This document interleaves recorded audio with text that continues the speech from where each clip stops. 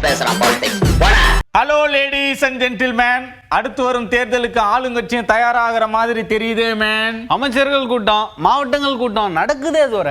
2026 சட்டமன்ற தேர்தல் ஆண்டா இருக்கிறதால அப்போ தாக்கல் செய்யற பட்ஜெட் இடைக்கால பட்ஜெட்டா தான் இருக்கும். அதனால இப்போ தாக்கல் செய்யற பட்ஜெட்ல அதிக அளவு அறிவிப்புகள் இருக்கலாம்னு சொல்றாங்க. தேர்தல் நெருங்கும் போது திட்டங்களை கொடுத்தா மனசுல நிக்குமே தோற. இப்போ 25ஆம் தேதி அமைச்சரவை கூட்டம், மார்ச் 14 பட்ஜெட் தாக்கல், 15 வேளாண் பட்ஜெட் தாக்கல்னு பிளான் போட்டிருக்காங்க. அந்த அடிப்படையில வேலைகளும் தொடங்கிடுச்சான். புதுசா திட்டங்கள் வருமா தோற?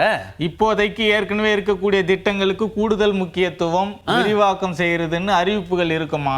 புதுசா வரக்கூடிய திட்டங்கள் ஈர்ப்பா இருக்கணும்னு ஆலோசனை நடக்குதான். கட்சியிலயும் மாற்றங்கள்லாம் நடக்குதே தோற. ஒவ்வொரு மாவட்டமா ஆலோசனை கூட்டம் நடத்தும் முதலமைச்சர் அப்படியே அரசியல் நிலவரம், கட்சி நிலவரம், உள்கட்சி செயல்பாடு பத்தின உளவுத்துறை அறிக்கை நிலவரத்தையும் ஆலோசனை செய்யறாராம். அதான் மாவட்டங்கள்லாம் மாற்றங்கள்லாம் நடக்குதா தோற.